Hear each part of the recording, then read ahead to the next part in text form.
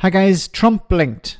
So hours after saying that he and his administration would stay the course and fight a bitter trade war, Trump issued a statement on his social media platform that he would pause some tariffs he announced for a period of 90 days on 75 countries. Republicans and the president tried to spin this as a masterstroke by Trump in negotiating robustly with countries around the world. The markets breathed a sigh of relief. However, at the same time, Trump pushed tariffs on China up to 125%. So what is this all about?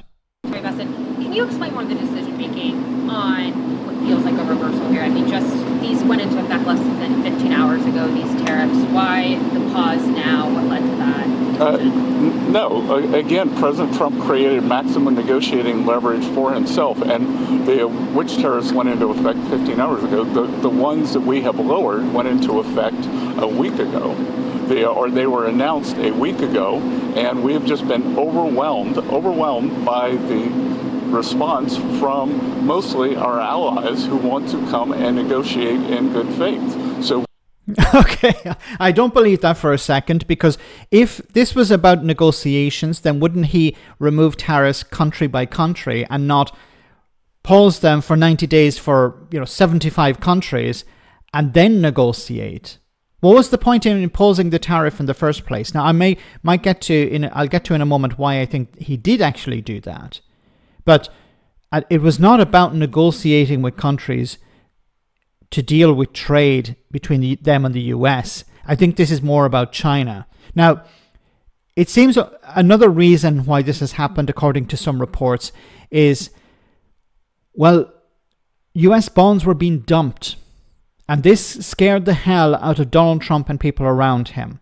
So, who was dumping these bonds? Well, it seems it was Japan. Japan had decided, according to these reports, the US is not someone we want to deal with, is not a country we want to invest in anymore. We're going to pull our money out of the US. We're going to dump these bonds. And this probably scared the hell out of people in the Donald Trump administration, because if there was a run on the bond market, this would have serious consequences. This would have long-term consequences. Now, back to the negotiations. It seems, as we can see here, China is going to have its tariffs increased to 125%. The goal, it seems, from the very beginning was to punish China. Now, what's this got to do with tariffs on every country?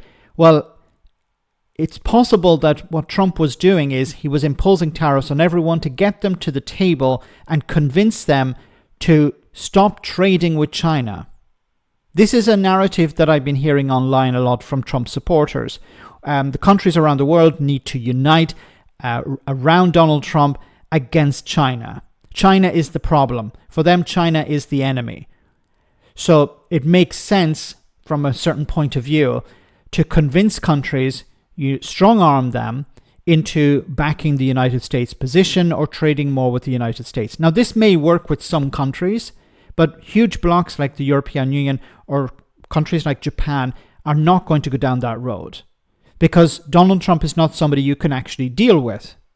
You could sign a trade deal with him tomorrow, but the very next day he would probably tear it up.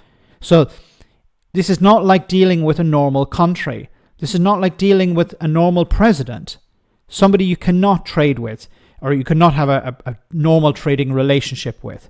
So Trump, it seems, was imposing these tariffs on countries around the world, get them to the negotiating table, and then strong-arm them, mafia style, into doing less trade with China. But I don't think that's going to work. So to sum it up, it seems it was the bond market that triggered Trump into stopping this, to imposing this 90-day pause. But the focus, once again, is China. He wants to damage the Chinese economy. He wants to damage China politically, isolate it, and try and convince countries around the world to rally behind him. But we'll have to wait and see if that's actually going to work.